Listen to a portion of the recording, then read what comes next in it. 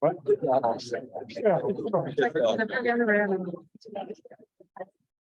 evening, everyone.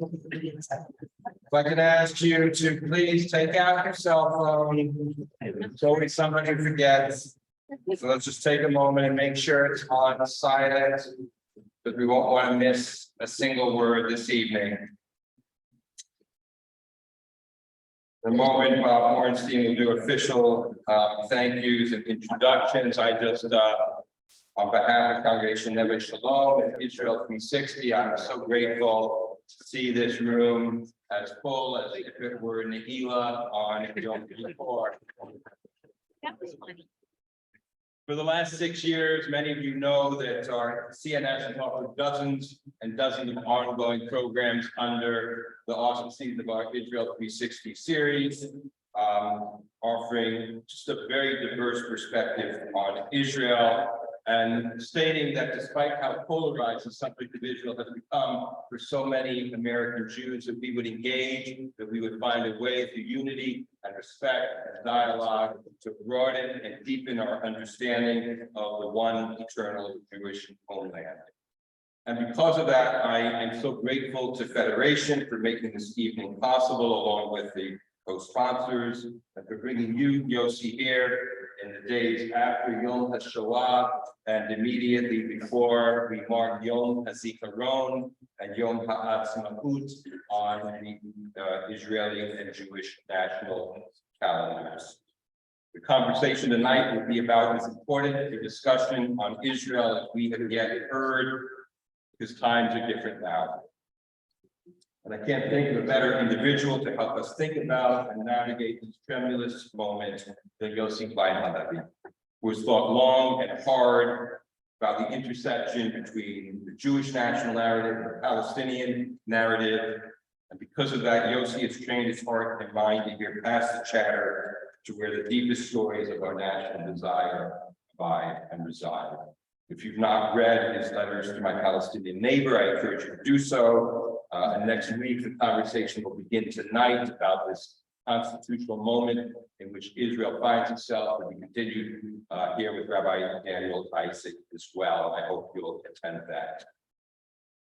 So what I can't decide is if we're standing on a precipice between life and death, between good and evil, between freedom and tyranny, between the Israel we dreamed and the Israel we received.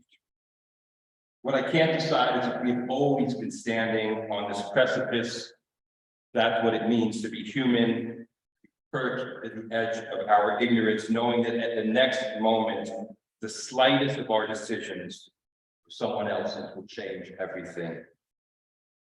We have lost Israel before, not once, but twice, and we almost lost her repeatedly when the state was young and the enemy throngs gathered at her borders.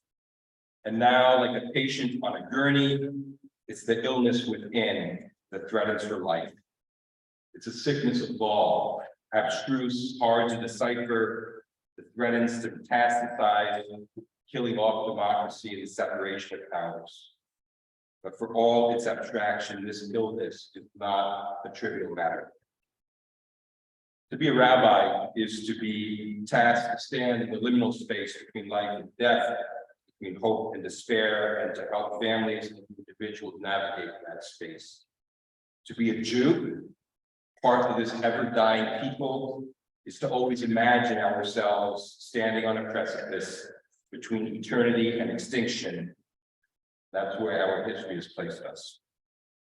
Thus, I can't decide if we're standing on an actual ledge, or if it's merely our heightened Jewish sense of anxiety that imagines danger lurks around every bend on the path. Not a way to live, it's not the L'chaim attitude. Israelis repeatedly end up on the top 10 list of happiest nations because we understand that we can't allow the matzah, the political situation, to keep us from living. Yet the great Jewish homeland where our people have forged self-determination and rejoined history after 2,000 years, during which we were little more than driven leaves, faces a sort of peril beyond any of our personal experiences. We would have to return to the days of failing monarchies to recover some similar sense of national right. We are here tonight, I would have you guess, because we care deeply about the fate of the Jewish national homeland, our one nation state. We want to understand if we are standing on a precipice between the Israel we dreamed and the Israel we received, or if we have simply fallen under the dark cloud of our Jewish anxiety. May we leave tonight not relieved those anxieties, but better informed of how much is at stake and where our duties are.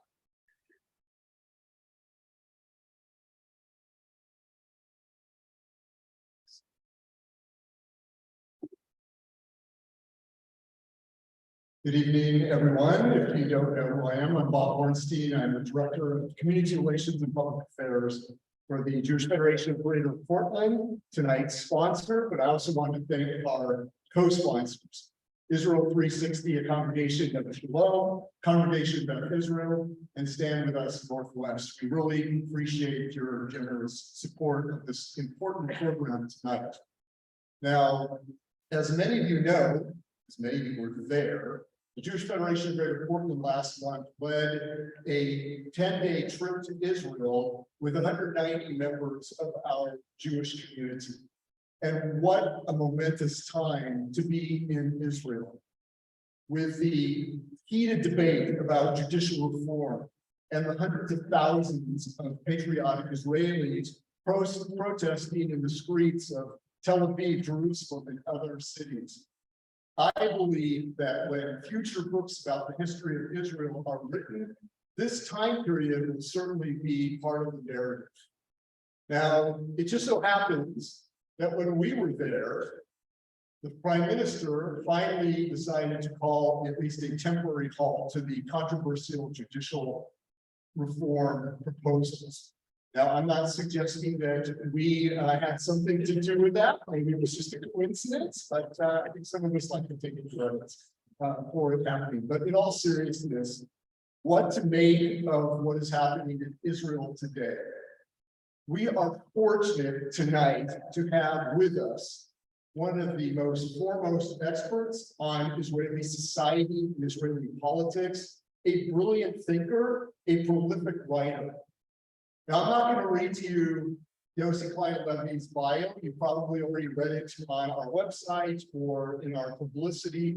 But here's what I want to tell you, that when I am asked, as I often am, can I recommend a book about Israeli society, about the diverse Israeli people, about Israeli ethos, the book that I would recommend is Like Dreamers by Yossi Klein-Levy, which is a book that follows the lives of several Israeli paratroopers who fought in the 1967 Six-Day War.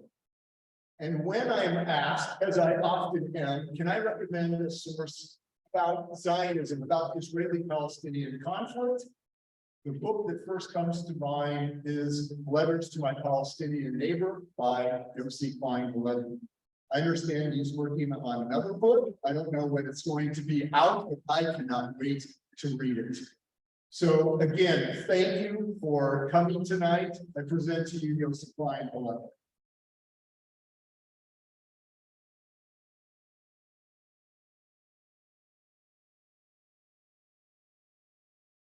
Good evening, everyone, and thank you, Bob. Thank you, Rabbi, for really such a warm welcome. We're really delighted to be here. One day a year, on Independence Day, Israelis suspend our non-stop arguments, our endless critiques of each other, country, everything that's wrong, everything Israel that we dream of, that we're still dreaming of in some ways. And we suspend all of the chatter and we celebrate the Israel that is.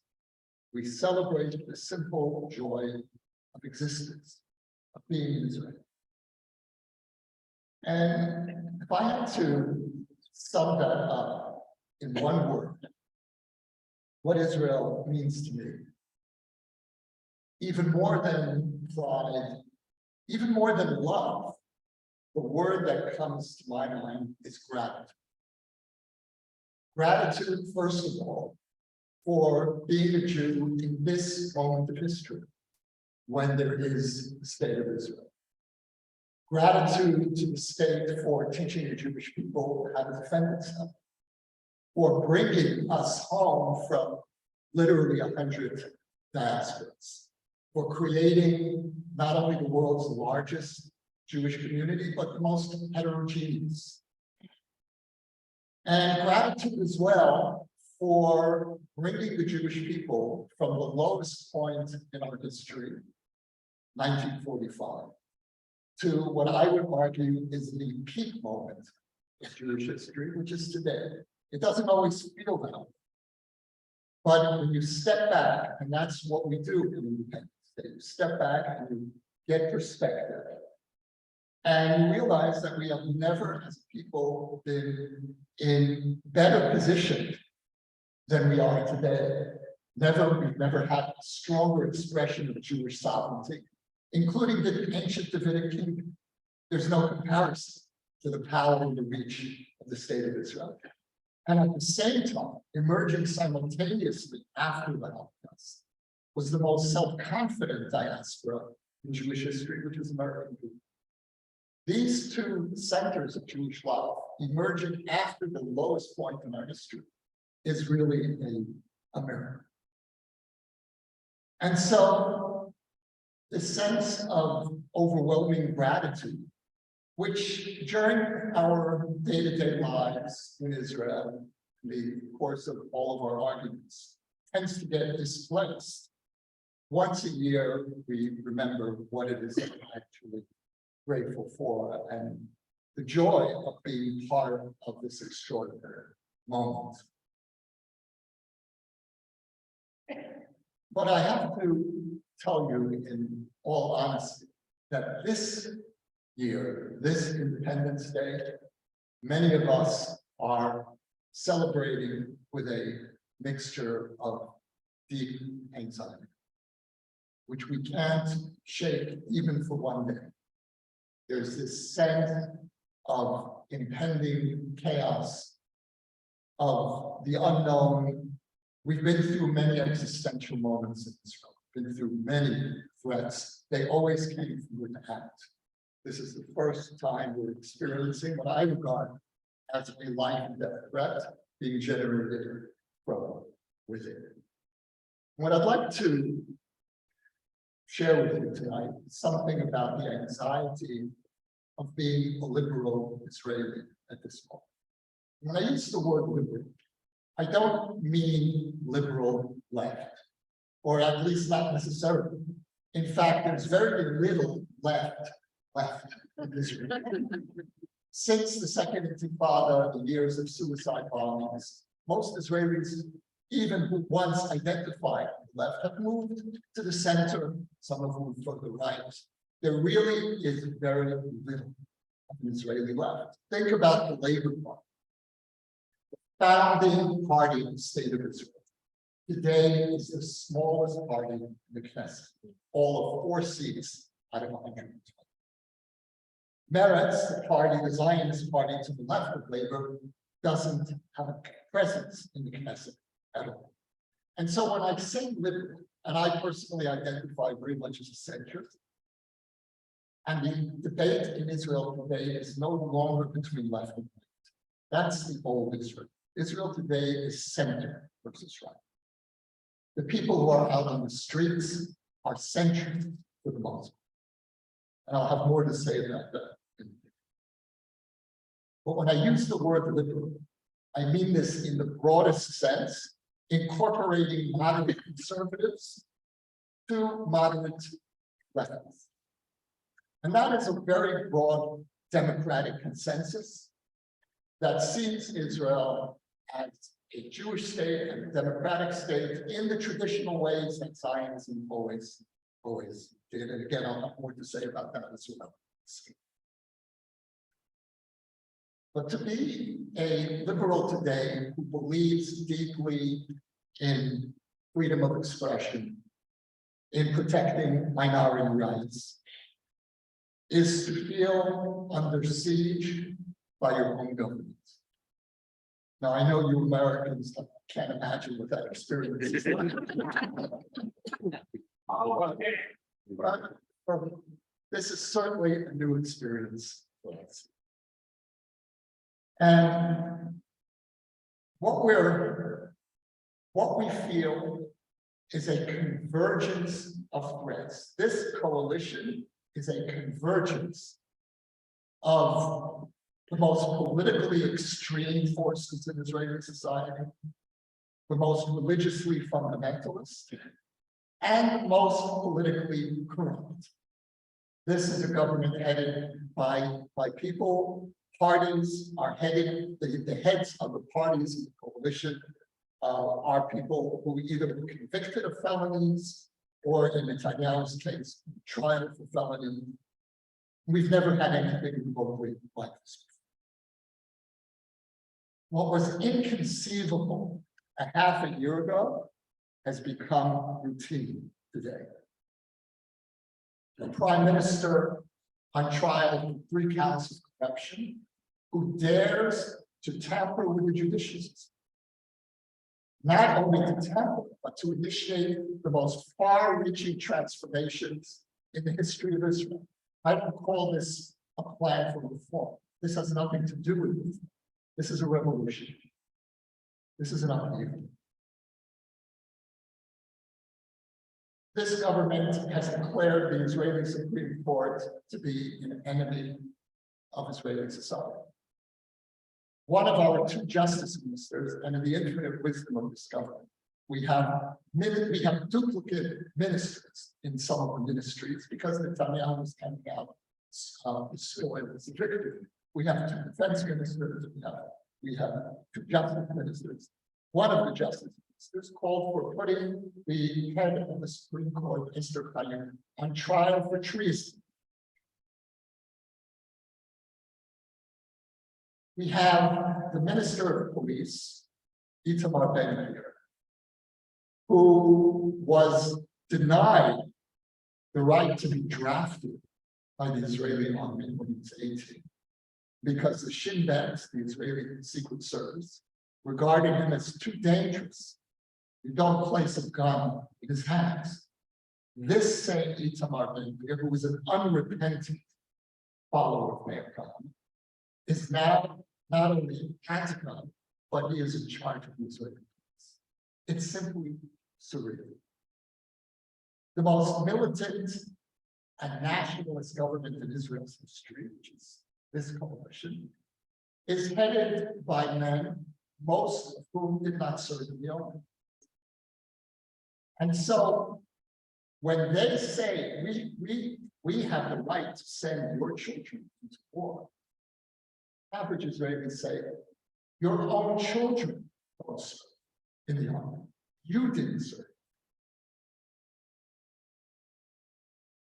And then government ministers who didn't serve will call demonstrators and the anti-government demonstrators traitors and anarchists.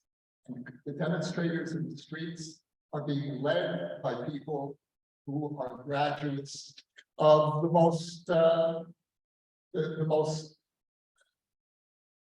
intense combat units in the army. The situation feels close to me that many of us aren't sleeping. You know, I've lived in Israel now for over 40 years. I've lived through wars, missile attacks, terrorism, of course, as a matter of course. And I've never lost as much sleep as I have in these last weeks. If I wake up in the middle of the night and I suddenly remember what's happening, the night is finished. The Israeli novelist Eshkol Neveh recently wrote that sometimes he finds himself in a traffic jam on the island highway in Tel Aviv and suddenly crying for no apparent reason. I have a friend of mine who told me something similar. He says he stands in the street and he starts to cry. That's the atmosphere. That's what it feels like to be a liberal Israeli. And yet, at the same time, I have never felt such exhilaration and pride in being an Israeli as I feel in these last months. I've been among those hundreds of thousands of people who've been out in the streets week after week. And as far as we're concerned, we will continue to do this until the threat passes. And the feeling that you have in the streets, surrounded by people, carrying, you all see the images, thousands, tens of thousands of giant Israeli flags. The feeling that you have is you are among people who would do anything to protect this country. This is the most patriotic opposition movement that I can think of anyway. This is not an anti, it is an affirming. And what I think about, for example, the, let's say, protest movements here, I think one of the tragedies is that the American flag has been appropriated by one side of the divide. In Israel, the flag belongs to everyone. And that is the enduring strength of Israeli society. The slogan of the protest movement is one word, Busha. Busha means shame, disgrace. And sometimes I'll be at a demonstration and a person next to me will just on his or her own start to shout, Busha, just crying out, Busha, Busha. And then everyone around will pick that up as a chant. And that's this sense of outrage. How dare you do this to the state of Israel? How dare you desecrate what people have fought and died? Busha. But more than outrage, it's this feeling of deep love and protectiveness. The same determination that people on the streets applied in war when we were threatened externally is now being applied in this struggle. And what you see from week to week is rather than the enthusiasm diminishing, it's increasing. The numbers are increasing. You have parts of Israeli society that were not involved initially being drawn in. In Tel Aviv, the demonstrations are overwhelmingly secular. In Jerusalem, probably half religious. And in the last weeks, significantly, there have been weekly demonstrations in the settlement of Efrat. They're not big, a few hundred people, but symbolically, that is a really important statement. This is a protest movement that is not coming from one side of the political divide, even though Netanyahu wants to portray it. When he calls us leftists, he means non-patriots.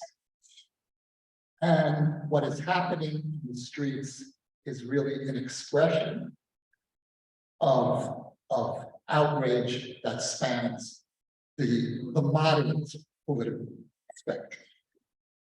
Bless you. Bless all of us. This is a very confusing one.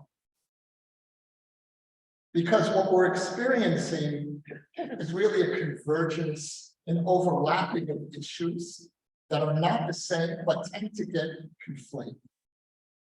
So on the one hand, we're out there week after week, protesting against a corrupt government, corrupt politically, corrupt morally, spiritually. A government that is not only trying to corrupt the state of Israel, but dares to speak in the name of Judaism. This is, quote, the most religious government in Israel's history. It is a desecration of the name of Judaism. And at the same time, there's a deeper issue, deeper issues that are being debated. There's a deeper subtext. What's opened up this year in Israel's 75th anniversary is the most serious substantive debate about our identity in our history. It's not a debate about policies, it's not a debate over settlements or borders, the usual Israeli debates. This is a debate over our fundamental being. What does it mean to be a Jewish state? What does it mean to be a democratic state? When we say that Israel is Jewish and democratic, how do we understand each of those definitions and those two definitions in relation to each other? How do we understand the deep tensions in those two identities? How do each of us try to resolve those tensions? This government, aside from its outrages, and I have to tell you, I wake up in the morning and I'm terrified to look at the news and see what new damage the government is planning for the day, what the agenda for the day is. But aside from that, this government is assaulting the deepest definitions of Jewish and democratic that we have always held that a majority of the mainstream has always taken for granted as a consensus.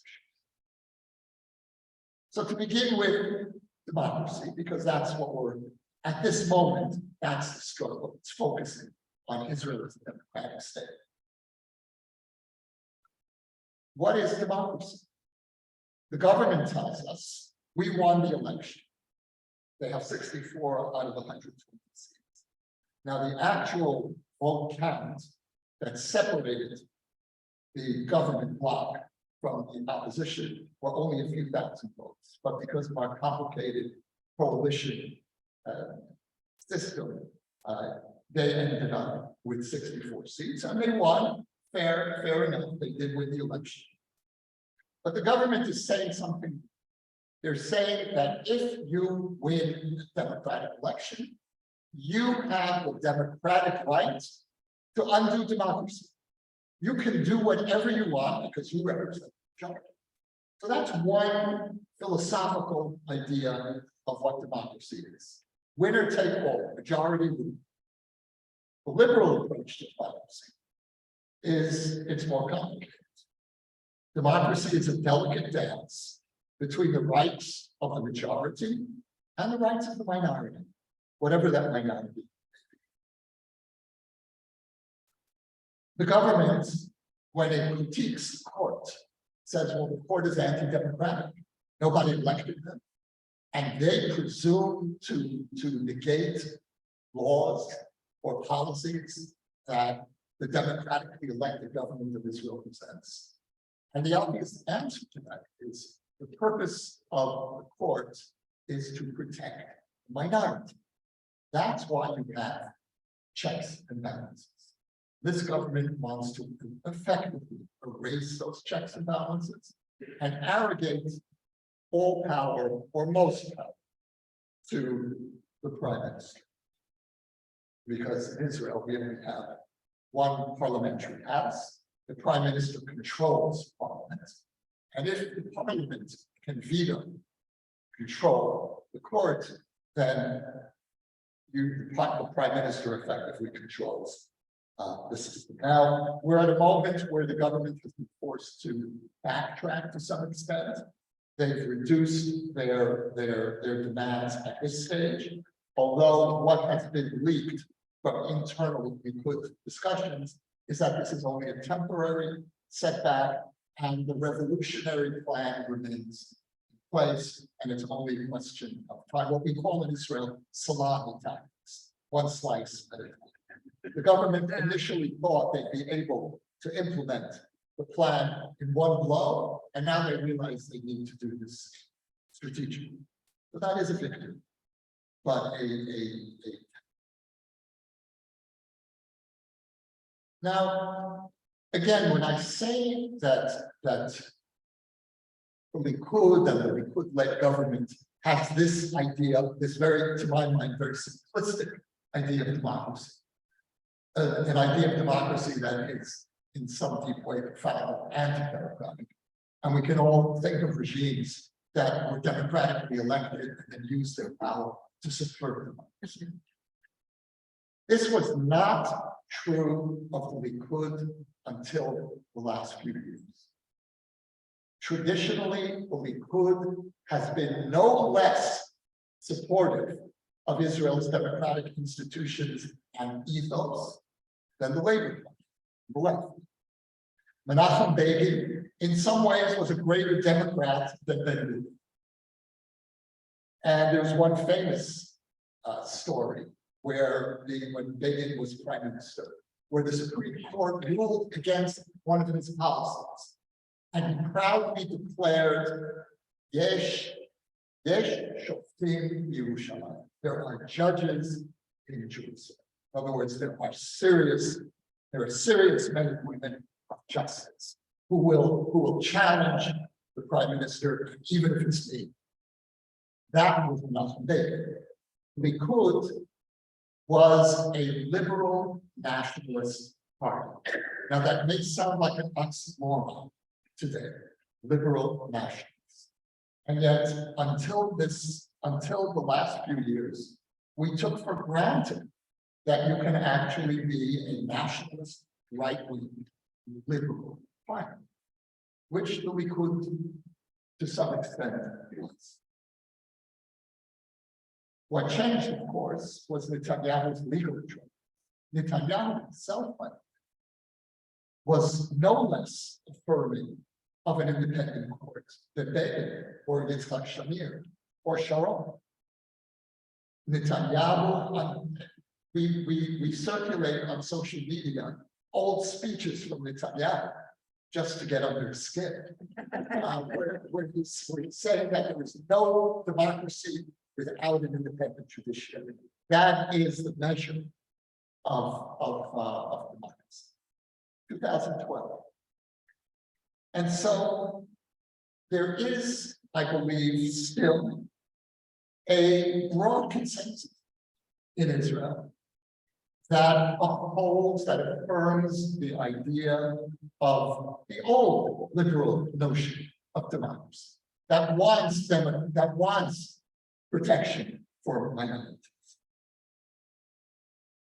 The only parts of Israeli society that had opposed the liberal notion of democracy were the ultra-Orthodox and the far right. And the tragedy, one of the tragedies of what Netanyahu has wrought is that he's destroyed the Likud, the Democrat, the liberal party, because the Likud is now aligned with the far right. Something similar to what's happened with the Republican Party.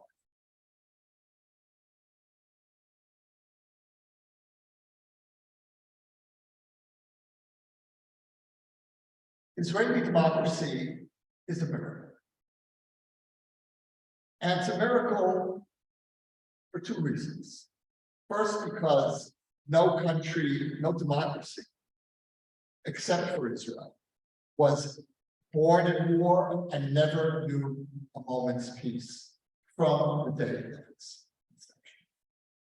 And it's a miracle because the overwhelming majority of Israel's founding population, 1950s and 60s, through the 90s for them, came in three great waves of immigration, either the Holocaust survivors from Eastern Europe, the Mizrahi Jews from the Middle East, and then finally the Soviet Jews in the 90s.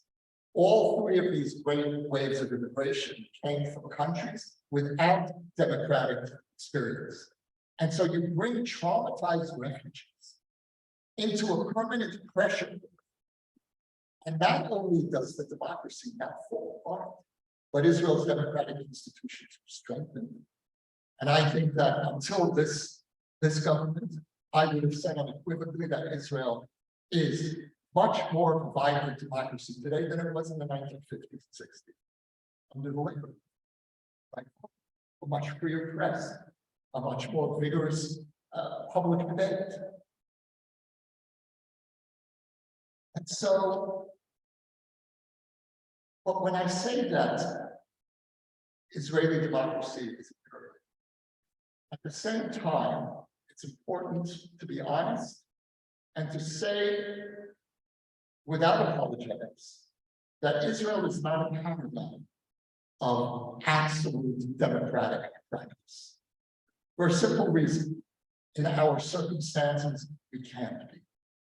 A country that's under permanent siege by many of its neighbors, that is under permanent existential threat, that is constantly struggling between security necessities and democratic norms, can't be a paradigm of pure democratic, let alone a country that is caught in a seemingly endless occupation from which we can't find a safe way to extricate ourselves. And so circumstances make it impossible for Israel to be a paradigm. But what we are having is the struggle for democratic norms under impossible conditions. And in that sense, Israel is a laboratory for what happens to a democracy under extremity. And that is, to my mind, the wonder of Israel, that we never stop struggling for decency. Other countries in our place, I believe, would have long since abandoned democracy. And what makes this moment so painful is that the threat to democracy is not coming from terrorism, it's not coming from security needs, it's coming from within, it's coming from our home. And what this government would destroy is the basis of Israeli decency, which is precisely that struggle between democratic norms and security needs.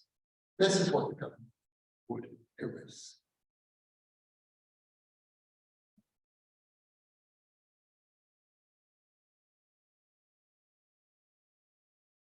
Now, I mentioned earlier that this government is assaulting the two foundational identities of Israel, democratic and Jewish. So now I'd like to briefly turn to what this government intends to do to the Jewish identity of Israel. Since the founding of Israel, and the truth is even before that, and Shuv, pre-Zionist, the pre-state Zionist community, there were always deep divisions over religion and state, between religious and secular. What should the state be? How far should a secular state incorporate religious laws? And there have really been two camps that conceived of Israel as a Jewish state in two very different ways. The first was the mainstream liberal Zionist camp, and again, liberal Zionists, I include the right wing of Jabotinsky and Begin in this liberal Zionist, broad Zionist camp, which was that the Jewish state is the state of the Jewish people. Whoever we are, whatever we are, without any judgment, there is no ideal Jew for the state of Israel. It's the whole Jewish mess, whatever we are. And the great expression of that is the law of return. The law of return is far more radical and far-reaching than the reform movement's decision to implement patrilineal descent. The law of return stipulates that anyone who has a single Jewish grandparent, your father's father, you can be eligible for Israeli citizenship. Now, it is not technically a definition of who is a Jew, but in practice, what it means is you are admitted into Jewish Israeli society. And the many tens, if not hundreds of thousands of Russian immigrants who have come in the last 20 years to Israel under the law of return.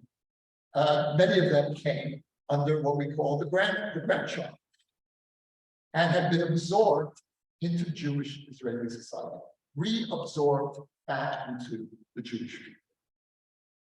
That's also one of the, by the way, I think one of the great things to celebrate about Israel is that Israel is the only place in the world where assimilation works in favor of the Jewish people. When you want to assimilate into the majority culture, and we saw that with the Russian invasion. And so that's the classical idea of Zionism. And the great achievement of rabbinic Judaism for 1800 years was to create a system that united Jews almost wherever you were. You could travel in the Middle Ages from Poland to Yemen to Morocco, and you would more or less recognize the culture of the local Jewish people. You would more or less feel at home, it's an extraordinary achievement. Rabbinic Judaism kept the Jewish people intact under extraordinary conditions. But that achievement broke down in the 19th century, when religion went from being the great unifying force of Jewish people to being the great dividing. The genius of Zionism was to step forward and offer an alternative vision of an alternative identity to bring Jews together. And that was simply being a Jew. You are a member of the Jewish people. That now defines your place in the home. And the state of Israel, the state founded by us, is the expression of that replacement. Jewish peoplehood was always obvious, an essential component of Jewish identity. But Zionism went a very far step toward placing people at the center of what unites. And think about something that we take for granted, which is the presence within Jewish people of atheists, Jewish atheists. One of the programs that we run at the Shalom Institute, where I'm a fellow, is that we bring groups of Muslim American leaders to study Judaism in Israel. And when we try to explain to them that the Jews are not just a religion, which is how most Muslims think about this. There's Judaism, there's Christianity, there's Islam, yes, but Judaism works a little bit different. And I talk about the Jewish atheists, and Muslims can't understand this. How can you be a Jew and an atheist? You can't be a Muslim atheist. Once you're an atheist, you're out. And yet, I try to explain. You can barbecue pork on Yom Kippur, and there are many Israelis who do. They gather originally at the Kinneret, the sea gathering. And nobody, Orthodox Israelis may be angry. Nobody would think of excommunicating. They remain part of the Jewish.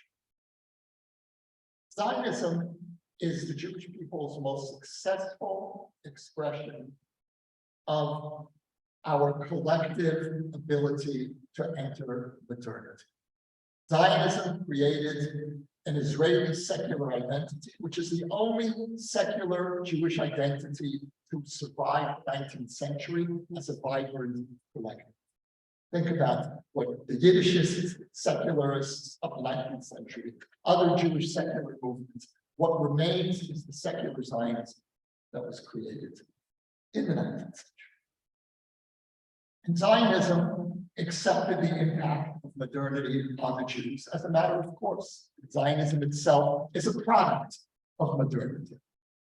And so Zionism, the state that Zionism created, embraced the idea that we are the state of the Jewish people. And again, the law of return was its most concrete expression. The other camp, which is a minority in Israel, but an important minority, is the Orthodox and many traditionalists who say that no, Israel is not just the state of the Jewish people. Israel is also the state of Judaism. Not just the state of Judaism, but authentic Judaism. And there's only one expression of authentic Judaism, and that's the Judaism that held us together for 1800 years. These are the two conflicting ideas of a Jewish state.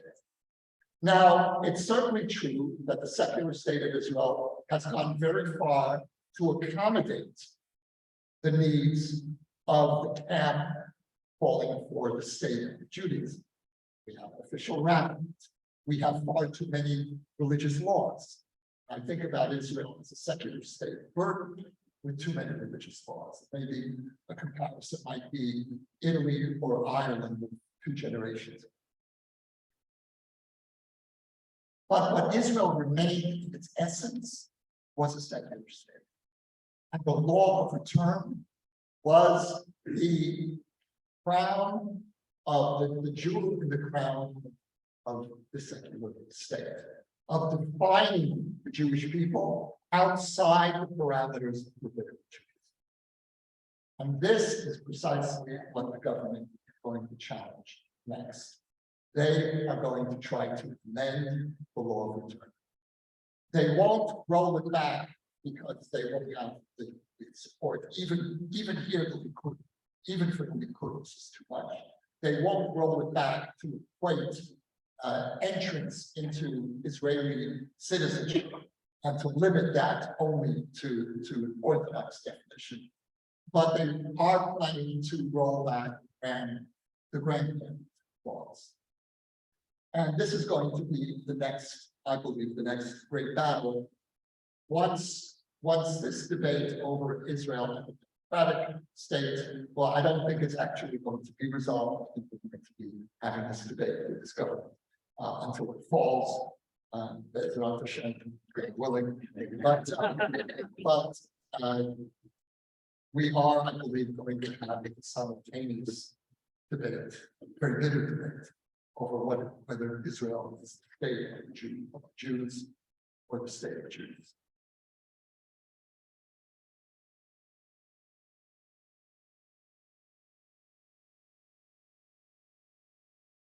What then is a Jewish and democratic state? By liberal definition, what do we mean, Jewish and democratic? My definition of Israel is that it is the state of every Jew, whether or not they are citizens of Israel. And it is the state of all of its citizens, whether or not they are Jews. State of all Jews, whether or not they're citizens, the state of all of its citizens, whether or not they're Jews. So the problem that I have, for example, with the Jewish nation state law that was passed, I think, in 2017, was not that it defined Israel as the state of the Jewish people, but that it got it off, only got it half. Because there should have been another clause. And I have a friend of mine, Muhammad Arash, some of you may know the name, is very active in efforts to equalize Arab-Israeli place in Israeli society. And Arash said that law is missing one word, and he used the word in Hebrew, Israel. Israel is the state of the Jewish people, Israel, and of its citizens, more compactly. And so there's no way to avoid the fact that there were deep tensions between Jewish and democratic. We have a law of return that only applies to Jews. And I make no apology for that. I celebrate that law. There needs to be one place on the planet where Jewish is a ticket in rather than a potential reason for exclusion. And the Israeli public space is shaped by Jewish culture, by Jewish ideas, not only, but primarily. The calendar, the Hebrew calendar dictates the rhythm of the Israeli year. And the symbols of the state, our anthem, our flag, are relentlessly Jewish. And to be an Arab citizen of Israel, even assuming we get to the point where we're able to really equalize opportunities, there still remains this deep barrier of the identity of the state and the anomaly that diaspora Jews can feel more in harmony with Israel's official identity than an Arab citizen in one country. That's a real problem, and we're going to need to address it. But countries are, in some ways, the definition of a country is the sum of its problems. And Israel has a very pronounced set of problems that arise from the tensions of Jewish and democratic. And so a liberal Zionist notion of Jewish and democratic is that what is essential for a Jewish state is the law of return, is a Jewish public space, are our symbols, and maintaining a living connection with the diaspora, with this transnational Jewish people that is somehow part of Israel and not at the same time. But even as we affirm what is essential in the Jewish state, we need to make sure that we shrink those areas where Jewishness is not essential in defining the state. And we give space for the democratic identity of Israel to breathe. Now, given that we've been under siege for 75 years, given further that our minority happens to be aligned culturally, religiously, even to some extent politically, with the region that we've been at war with all this time, that has immeasurably complicated our ability to more fully develop a democratic ethos. But that's the challenge. And for me, on the 75th anniversary, I look at the challenges of how do we deepen and expand not the Jewish identity, not strong, but how do we deepen and expand the democratic?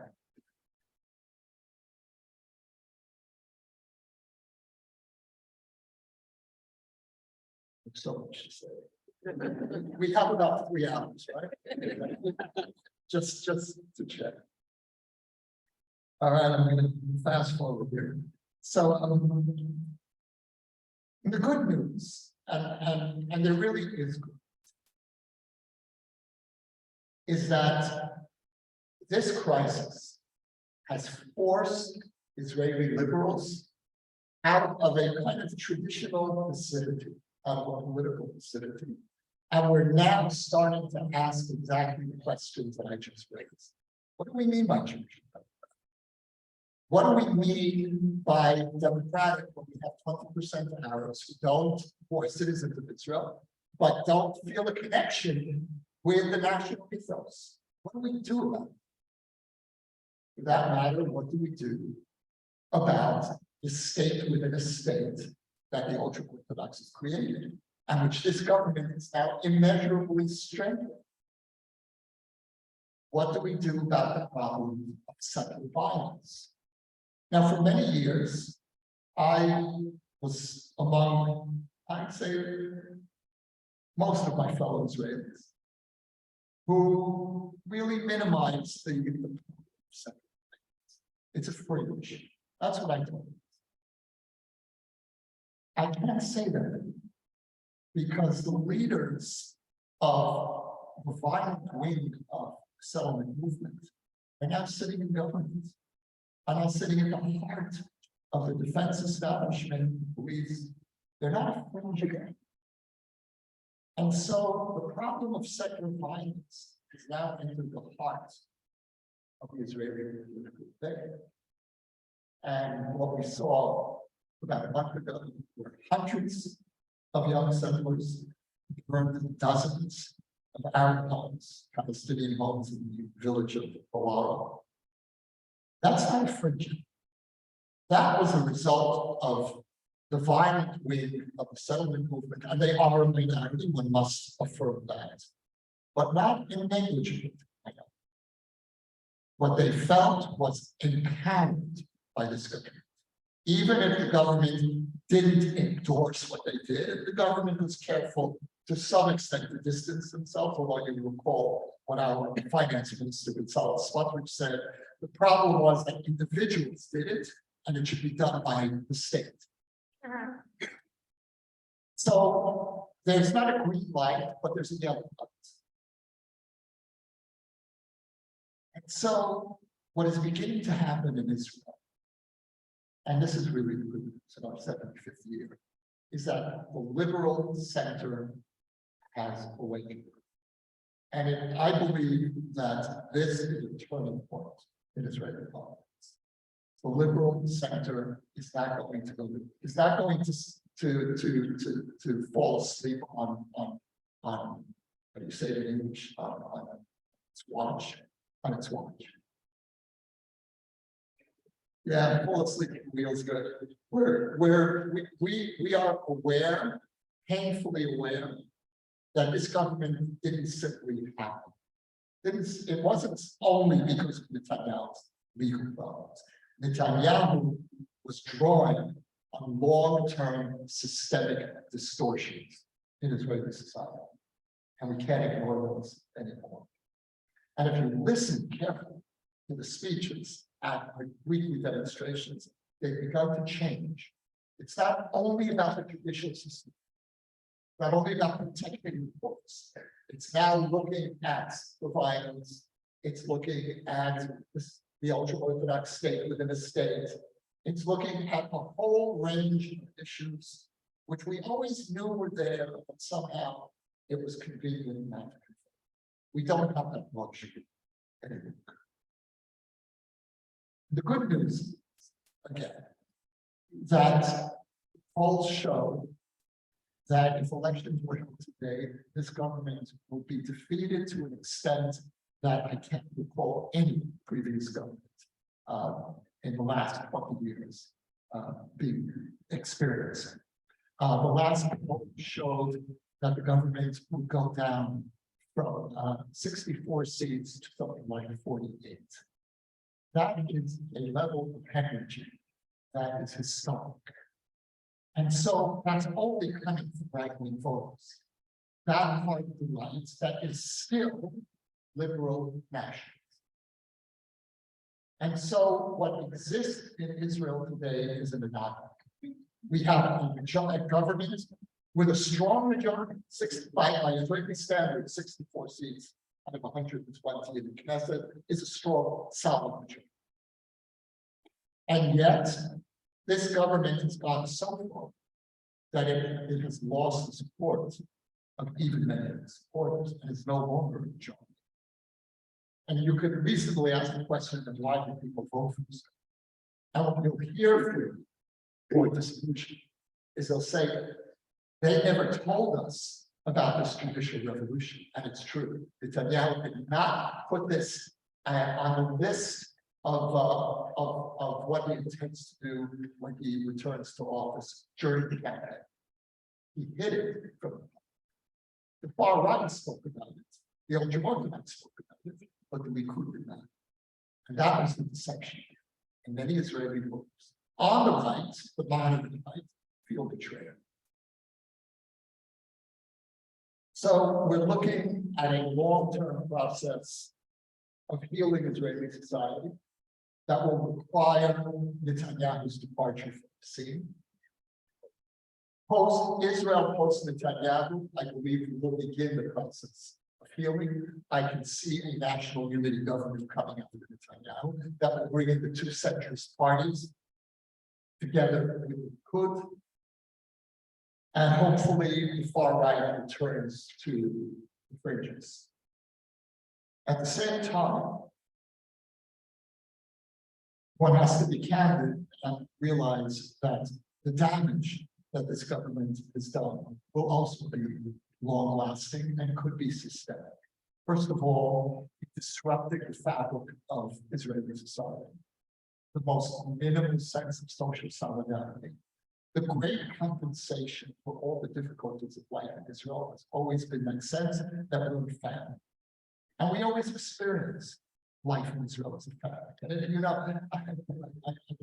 I died of the operating the days when we did such things. And I asked for the number of the restaurant. And she says, oh yeah, I've always heard about that restaurant. Really, I would just love to go. I said, yeah, then we start talking about our favorite restaurants. Just, you know, in a normal country, you'd say, just give me the number. And the sense of, oh, you know, and you have a connection. People instantly develop connections. That's not so true of Israel today. When Israelis meet, you want to know Are you for or against? And, you know, America's a big country. And you can weather, just barely, but I think you can weather those kinds of deep divisions. We can't. We're too intimate. And we have too many enemies on literally on our lives. And so there will be long-term damage done. I do believe, and this is an answer to your question, Rabbi, I believe we are on the precipice, but I also believe that we do have the resilience and the basic wisdom to pull back. I wanted to talk about the diaspora-Israel relationship, but I think I should wind down and ask for questions. If anyone wants to ask me, so diaspora-Israel relationship, please do. So I'm going to do my best to get to as many of you as possible. Please be brief, and whatever you say, make sure it ends in a question mark. Okay? So I don't know, it's a Jewish audience. They know that's the experience.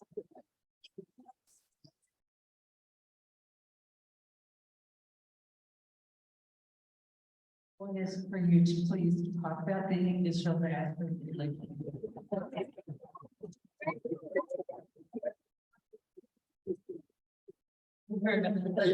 Page 8. We do as individuals. Thank you. That wasn't planned. I think that this crisis is not only an opportunity for literal Israel to coalesce and to emerge from a kind of amorphous mood into a strong ideology, but this is also an opportunity for a diaspora Israel reset, which we desperately need.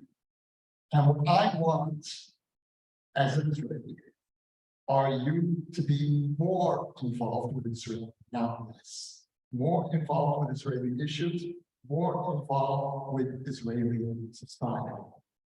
And I realize that if I'm presenting this as a principle, and I believe that the principle is that if Israel is the nation state of the Jewish people, that doesn't only come with benefits for Israel, but also responsibilities. Part of the responsibility is we need to make a place at the table for diaspora Jews to be heard in our internal issues. And I realize that that is inviting Jews who don't agree with you to the table as well. And that's part of the package. It means that right-wing American Jews who support this government have every right to be supporting this judicial revolution. Comment the right-wing Israeli think tank that's supported this is funded by diaspora Jews. That's part of the package. And we need to start establishing first principles in the relationship.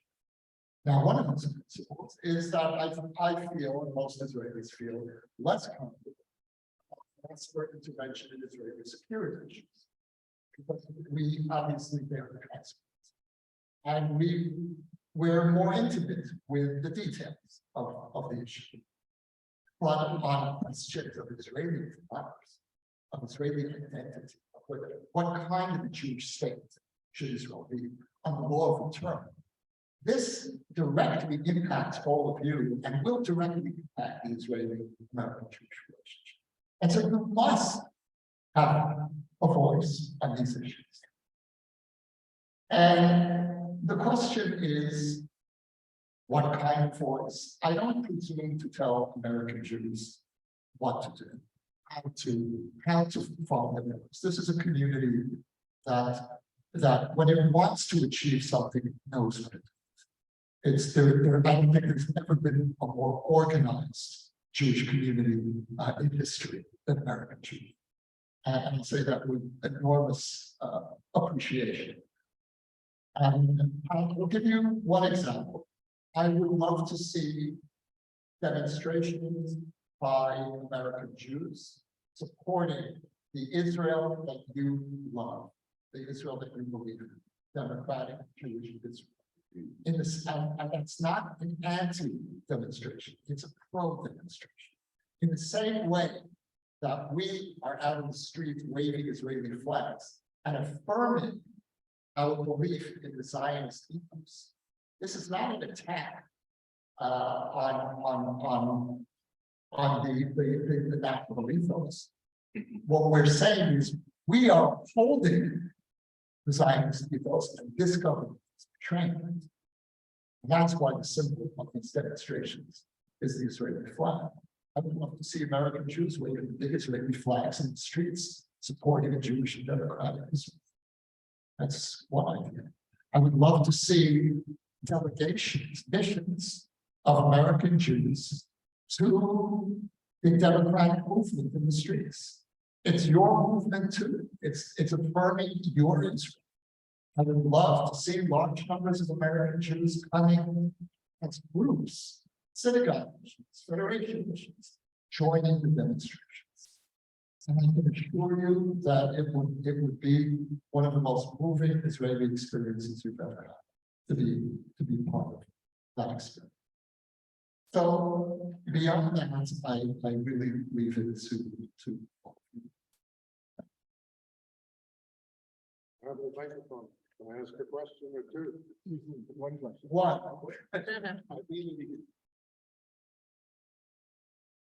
Very, very briefly.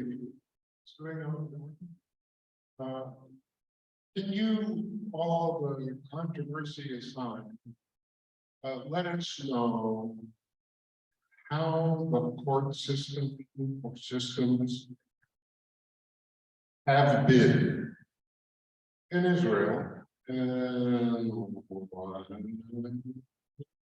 Okay. Okay, good, thank you. There is a wide consensus in Israel that the system needs reform. The court overreached. This is probably the most activist Supreme Court in the world. It's less activist than it was. And the critics of the court don't give it enough credit for to some extent moderating, but there's room for further reform. Not everything should fall within the purview of the court. We need to more clearly define what is the English expression, what can be Jurisdiction. now what can be not litigated, adjudicated, and what's a good side of the court. There's also justified criticism of the relative ethnic homogeneity of the court. There are only 2 Jews of Israeli origin out of 15 justice, and that's a scandal. The critics are right about that. The fact that this happened under the Likud's watch is something that the Likud doesn't mention. You know, the Likud has been in power for the last 40 years. And so to some extent, the balance of court is also a reflection of what Likud governments did not do. And they did not make it a priority to have a more ethnically balanced court. At the same time, I think that critics go much too far in denouncing the reach of the court. And the court extended its authority, I believe, not because it was power mad, but because they were really worried that in the absence of a constitution, there were areas of Israeli governance that were outside of a firm democratic system of checks and balances. And again, they overdid it, but I think their intentions were on. I also think that the critics of the court overstate the case when they say that the court has hindered the Israeli military from adequately defending their country. If you look at the record, the court overwhelmingly supports the IDF. It supports very controversial policies, international, like targeted assassinations of terrorists. It supports housing demolitions of terrorists. These are principles that the court has affirmed and which certainly, left-wingers in Israel, opposed. So I think that the critics have face, but they overstate it. Where the critics, to my mind, lose all justification is in imagining that this government and this prime minister who's on trial has the right to implement any form of judicial. You do not have a sitting prime minister who's on trial for corruption interfering with the judicial system. That should be simple. And so, to my mind, this government has no legitimacy, no moral legitimacy to. Well, I should stop there. No moral legitimacy, but it has no moral legitimacy, certainly, to interfere with the legal system. Yossi, Mazal Tov on your new grandchild. I understand you, second grandchild, so all the best to you. Thank you. This thanks to the Neil Parliament, we got into a bi-weekly podcast. And he announced it on the podcast. So this has been a very public, to my daughter's amazing. So I heard some pretty spoken things. It's my understanding that the Palestinians go large are kind of sitting this out in terms of the protest movements. But I was wondering if you could talk about the other ethnic groups within Israel. I'm speaking specifically about Arabs, Mizrahi, Ethiopians, Russians. How are they reflecting this current protest movement? it's a great question. At the beginning of the protest movement, I would say it was pretty Tel Aviv. It's changing. And you are seeing more and more Mizrahi participating. And Russians, I don't know, it's hard to say because it's hard sometimes to distinguish, secular Ashkenazim who are not Russians. We're already talking about two generations of Israelis. The Arab Israelis are a big disappointment, and I think are reacting in a very short-sighted way. They're saying, well, you're not talking about the occupation, so therefore you're not putting all the issues on the table. And I understand that, but if we lose the Supreme Court, God forbid, as an independent institution, then we lose the last bastion that is keeping the government from unlimited abuse and perhaps from annexation. It's the court that's really standing in the way. And in terms of Arab Israelis, it's the courts that time and again has intervened to protect the rights of the and so now that the court needs protection, I was hoping that there would be a stronger Israeli presence. It may change, inshallah. First, I want to thank you for sharing your knowledge and experience. Who's speaking? I don't see. Right over here on that. Thank you.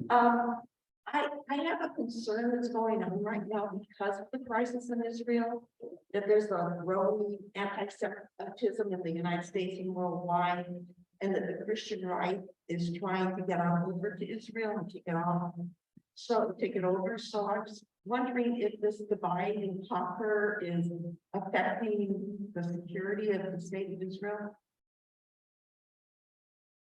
Well, we don't know yet.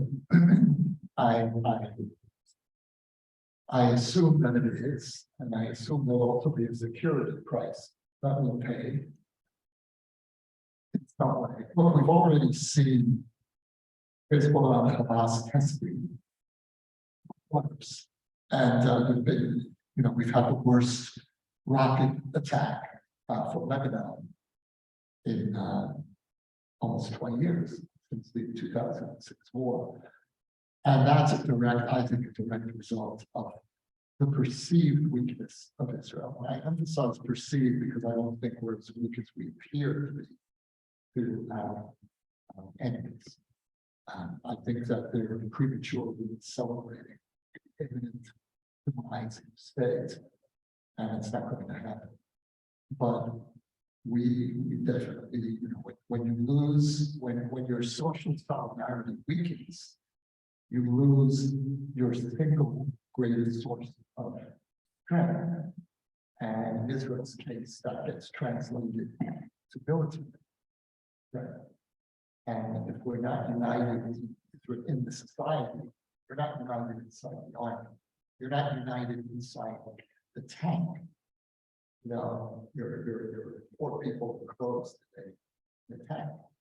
And so I'm worried very much. I'm worried less about the impact on anti-Semitism around the world because I don't think it's really related. If anything, I think that the protest movement is actually salvaging something of Israel's good name. And I see it. I see it in responses on social media, and people have this sense of amazement at what the Israeli Republic is doing, that we've risen up to defend democracy. You know, democracy has fallen in any number of countries around the world. And I can give another example, maybe the United States of Trump, where you have enough evidence to defend democracy. And so it's the United States and Israel where you had this extraordinary uprising. And we're going to win. We are going to. And I'm not saying that out of just hope. I'm saying it first of all based on the polls, based on the fact that we've already won some crucial interim victories. The government forced to back down, blow down. I don't believe anything is going to come out of these negotiations because we don't have a partner to negotiate. We have to keep pressuring. But we're going to win, even if we lose in the short term, even if the government passes all kinds of disastrous laws, which they may well do. But we're going to win in the long term because we represent what a majority of Israelis consider to be a normative Israeli people.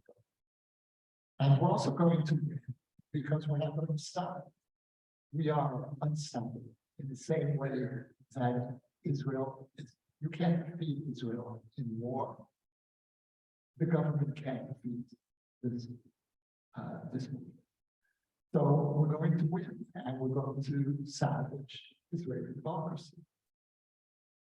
And so I really do reject and I understand where it's coming from. I've got friends of mine here in America say to me, you know, you're going too far and criticizing Israel. I said, I think I'm defending Israel. And I've done that for 40 years in different ways. And I feel that I'm defending Israel today in a different way. Thank you very much for your presentation. It's very interesting. You talked about a secular society in Israel. You spoke about the Halevi or the ultra-Orthodox society in Israel, where they stand on political. But what about the traditional Torah Judaism in Israel? Where does that stand?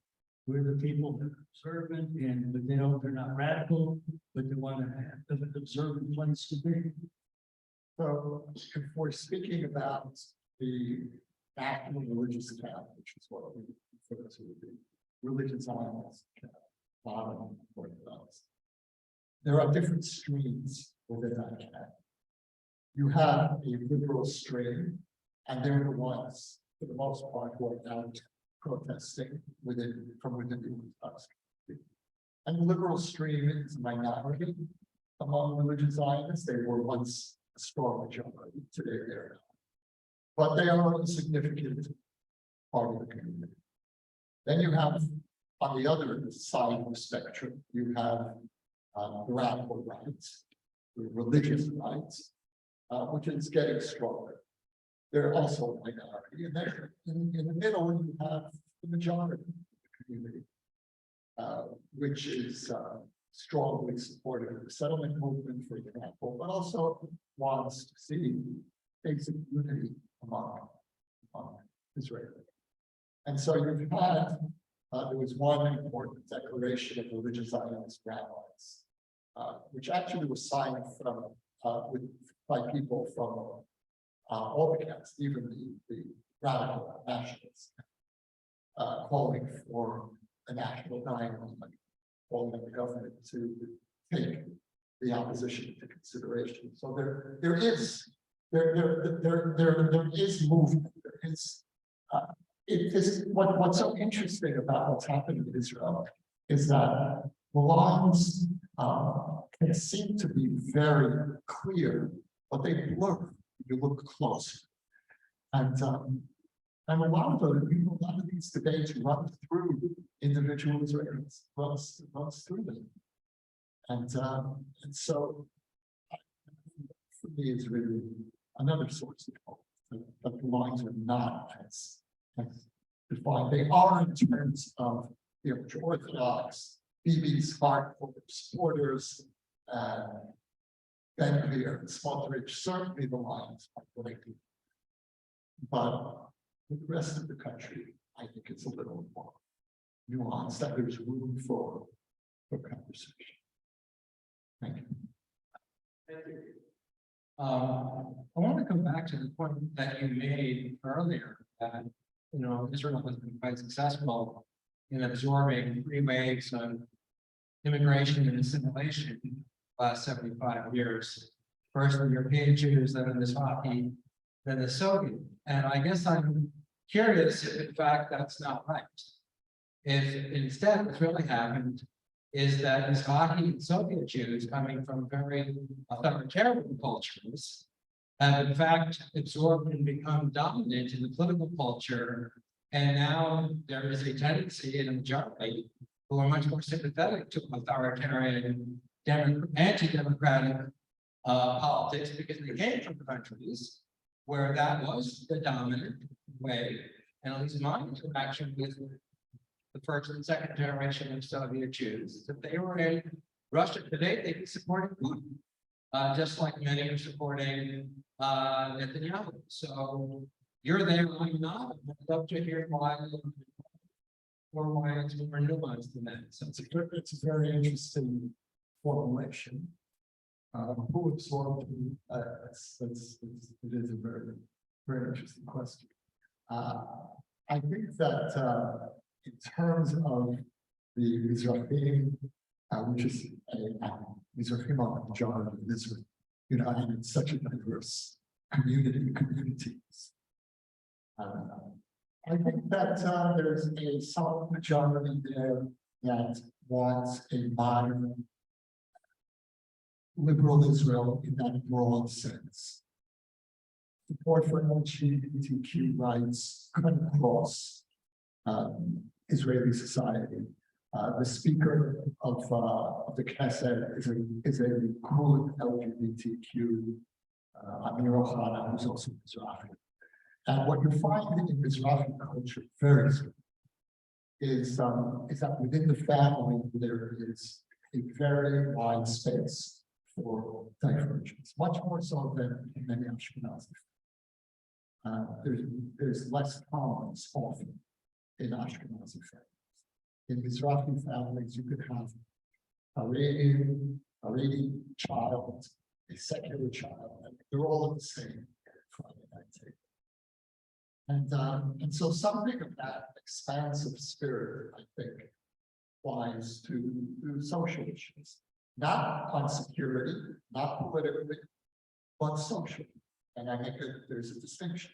Certainly, Mizrahim are generally hardline on security, but I would guess that most of the Likud voters who have become disillusioned are Mizrahim, who say, you know, we voted for a security agenda, and we didn't vote for an agenda that was actually threatening Israeli security. So that's my sense. In terms of the Russians, I don't. I think what you're saying was true certainly for the first generation. I'm not sure if how widespread it is today. And I'm saying I'm not sure because I really don't. But I sense that the Israelization process among Russian, who hate being called Russian, by the way, especially those who are doing it in sort of, has gone fairly deep. So beyond that, and I don't any statistics about how Russian is involved. So that would be interesting. Yossi, can you talk about the impact on Abraham Accords and what should be Netanyahu's legacy? Well, one of the terrible ironies about what Netanyahu is doing to Israel is what he's doing to himself. Because he is threatening every one of his legacies. Netanyahu was the prime minister under whom Startup Nation took off. He deserves a lot of credit for that. Not as much as he takes, but he deserves fair. Netanyahu also was the world leader, the threat of a nuclear Iran on the table. I personally give him enormous credit for that. He galvanized the sanctions, and he's the one who really forced the international community to pay attention. And as you mentioned, the Abraham Accords, which again, there are others who deserve more credit. I won't tell an audience of Portland who deserves the most credit for the Abraham Accords, but you can use your imagination. It's the Jewish son-in-law of the president. And yet, what Netanyahu is doing today is risking all of those legacies. He's risking the Israeli economy. He's risking Startup Nation. He's certainly endangering the Abraham Accords. I was in Morocco in January. I went to see whether we could organize a Department Institute to young emerging Moroccan leaders to study Israel, Judaism, and the reception was unbelievable. We had to push people away. Today, 4 months later, I don't know what the perception of Israel is in Morocco, the other Abraham Accords countries. And the reason I say that is because they entered into the Abraham Accords for 2 reasons. Assist Iran as an anti-Iranian front, and also to create an alliance of successful Middle Eastern countries that are future-oriented. Dysfunctional Middle Eastern countries, Syria, Iran, Lebanon, Yemen, Libya, and there are the successful countries. Today, what you hear in the Arab world is Israel really as successful a society as we thought? Is it really a stable society? Or is it just one more thing in the Middle Eastern country? That's the most dangerous threat to peace. Ironically, if Israel is strong, the Arab world is interested, or large parts of the Arab world is interested in having relationships. It's when we're weak that they're not interested. That's the difference. Wasn't true, let's say, 20 years ago, but it's certainly true. So being strong and united, being militarily capable is what large parts of the Arab world are looking to us. And that's what it's about. So in every way, and then as far as Iran goes, he's threatening the Air Force. You know, he's pushing, and I believe he's driven large numbers of reservist pilots to desperation. We've never had, all the years, all the debates that we've had, of the first Lebanon war, should we build settlements, uprooting settlements from Gaza, we've never had a threat as refusal. And we have that today. So, at the moment of truth, when we're facing a nuclear war, and it could happen, anything could happen this year. This is the moment Netanyahu decided to destroy the foundation of it. It's actually historians in the future will simply not believe what Netanyahu did, not only to the country, but to himself. So that question about the Abraham Accords is quite a large question.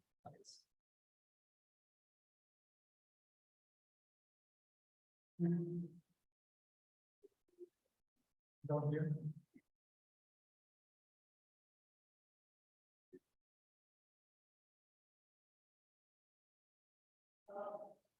Yeah.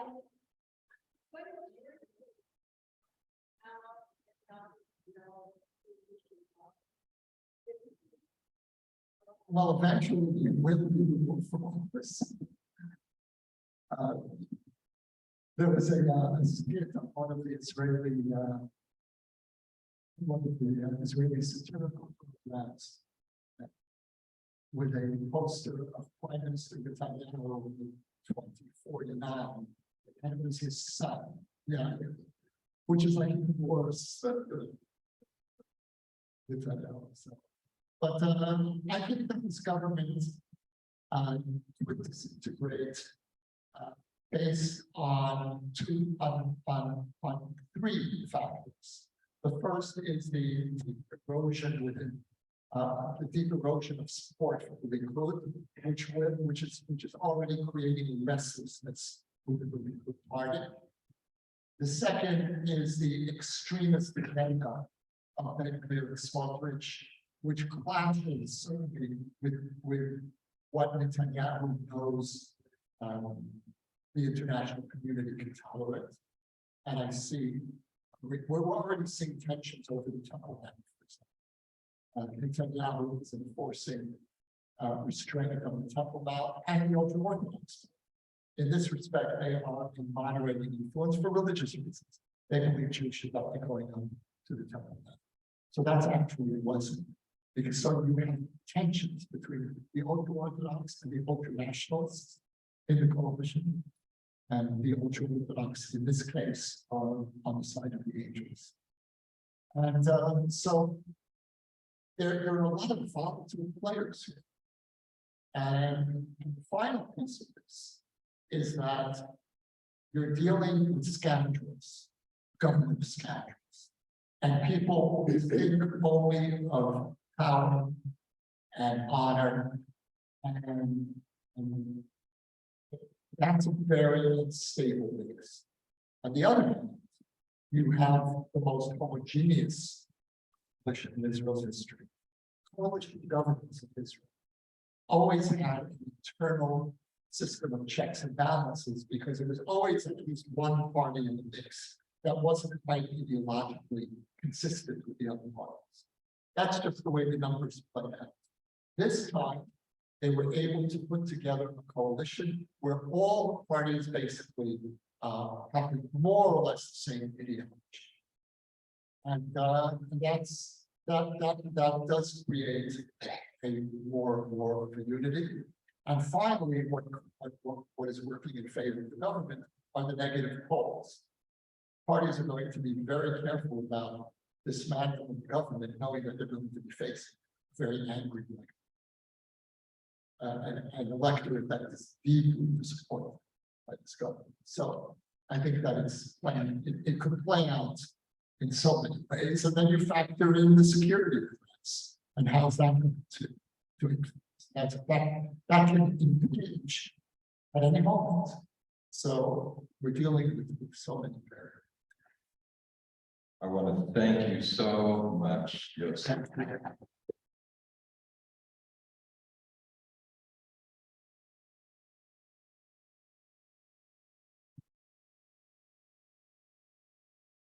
Thank you, everyone, for coming out tonight. I just want to remind you, Yossi being here, that the Community Yom HaZikaron celebration observance take place here on April 24th, Monday at 7 p.m. Community Yom HaAtzmaut at the Middleman Jewish Community Center, Wednesday, April 26th, starting at 4:30 p.m. to 9 p.m. On April 30th, in honor of the 75th True Bright Spot, we've got the Noah concert taking place, as well as the Patricia Research Center for the Arts. So I hope that you'll be involved and take part in all of those commemorations, celebrations, and observances. Thank you for coming out.